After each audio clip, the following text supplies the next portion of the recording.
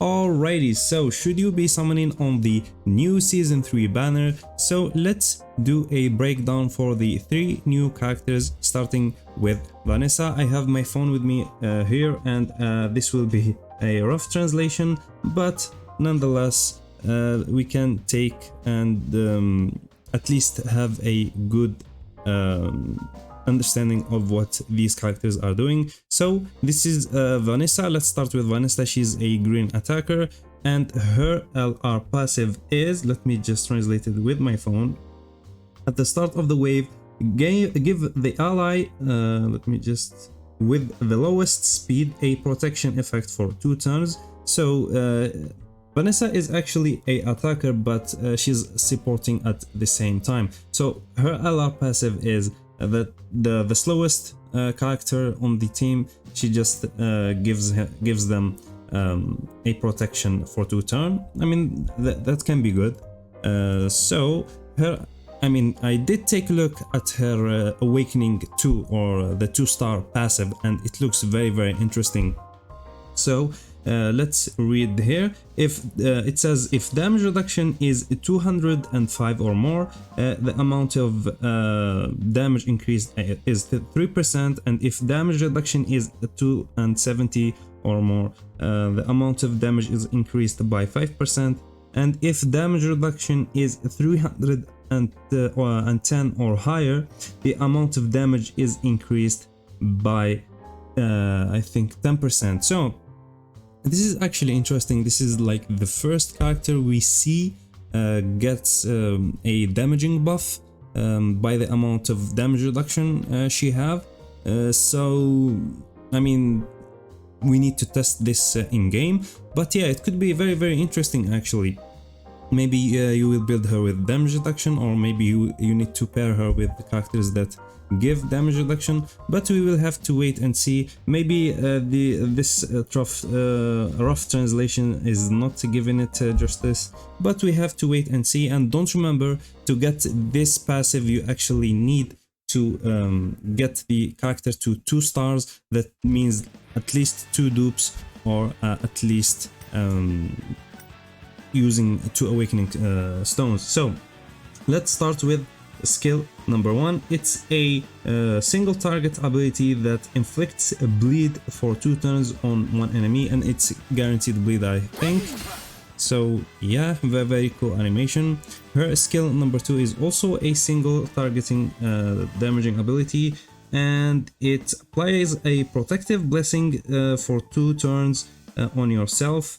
So it actually buffs Vanessa and gives her, okay, I mean, that animation was quite something. So she gives herself a protection or blessing, the blessing of protection. So what does this blessing of protection do? Let me just wait a second for my phone. So it recovers 8% of your maximum health when damage reduction is activated against an enemy attack. So I guess she will just get HP back when she gets attacked. I mean, that's good. And her ultimate is, let's take a look at her ultimate. So her ultimate is I think an AoE, and it's a 50% chance to inflict all enemies with silence for 2 turns. Oh my god. That's actually, that could be strong, but it's still a 50-50. I mean, an AoE silence, I mean, yeah, that could be strong. Yeah, and she steps on you. So as you can see, we applied a 2-turn silence on the enemy right here. I mean, yeah, Vanessa, I mean, she could be very, very good for PvP actually. But yeah, I feel like these characters are not on the level of Noelle. I think Noelle is still the best character in the game.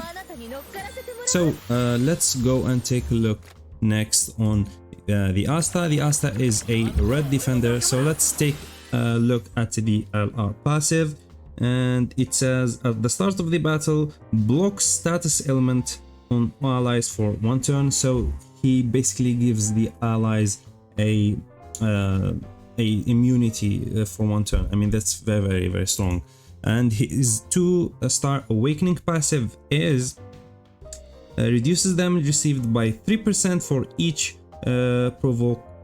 provocation on the enemy. So basically, the more provoke on the enemies, the more damage reduction he gets, and I guess he will provoke the enemies on his passive. His model looks very cool actually.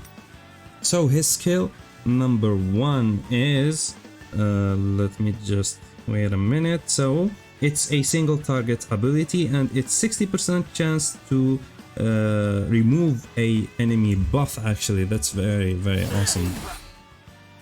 So Asta could be very actually. I mean, all of these characters I think are very good for Arena. So his skill number 2 is transform 1 debuff from all allies to Asta, and actually he also cleanses all debuffs from him. That's very strong. Let me just translate that again. That looks very strong.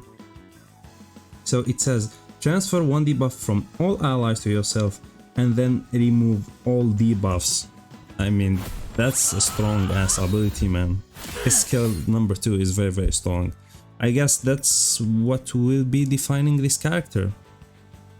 His ultimate is yeah, the provoke symbol is right there. So it's a single target also, and it's 80% chance to inflict provoke on the designated enemy for 2 turns, and a 25% chance of inflicting provoke on all enemies. So this is interesting. So this skill is actually a single target skill, but it has 25% chance to inflict provoke on all the other enemies. That's very interesting. So let's see here the animations.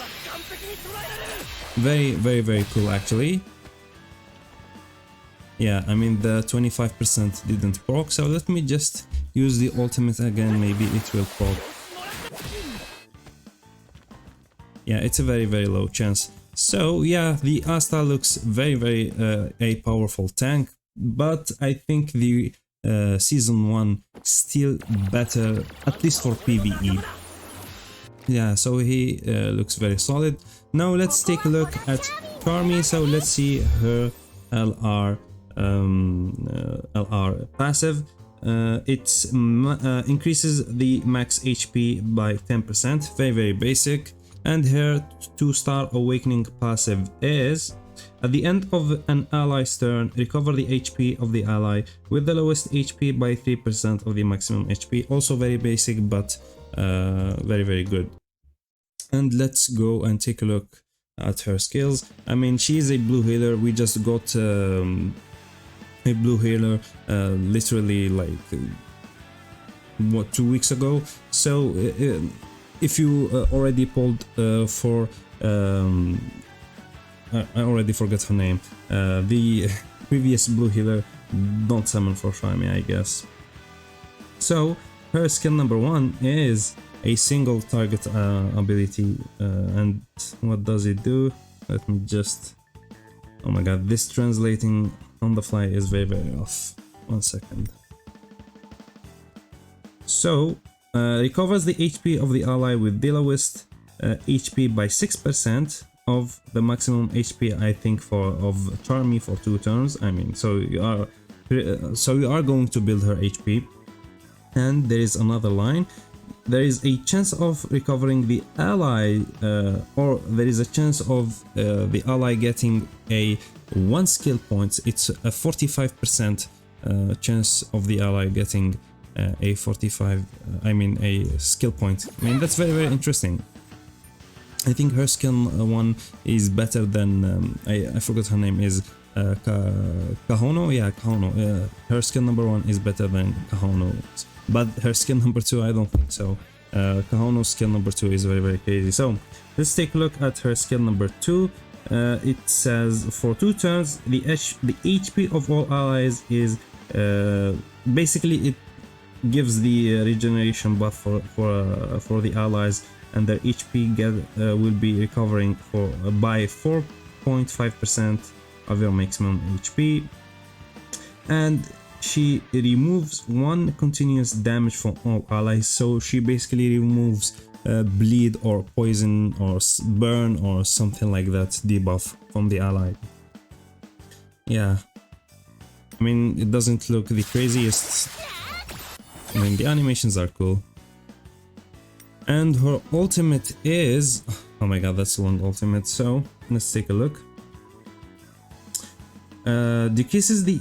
or she recovers 10% of your maximum HP for all allies for 2 turns. Oh, that's... I mean, that's very good. And gives the allies a level 3 defense buff. I mean, that's also very good. It's 175% multiplier. And she has a... what's that? A 45% chance to, I think, grant 1 skill point to all allies.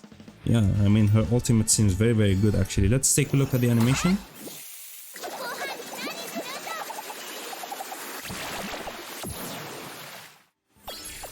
Yeah, very, very good. So, let me give you my thoughts on these characters. They are certainly not the best characters.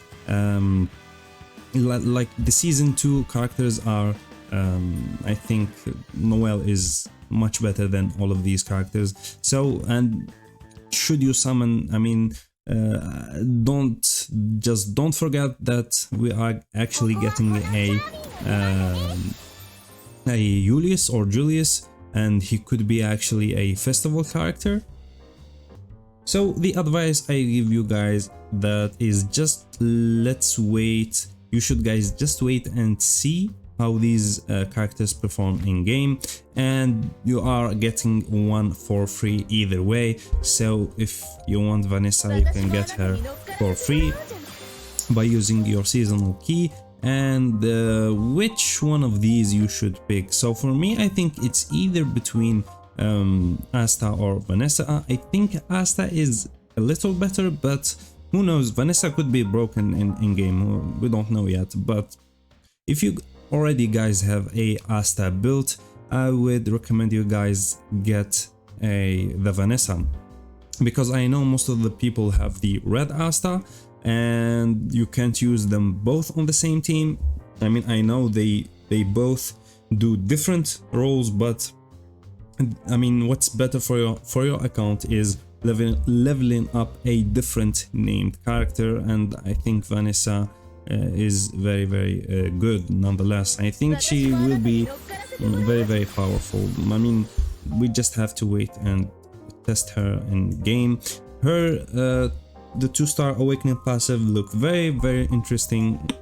Her playstyle looked very, very interesting, like a supportive, a defensive attacker. I mean, that's very, very interesting.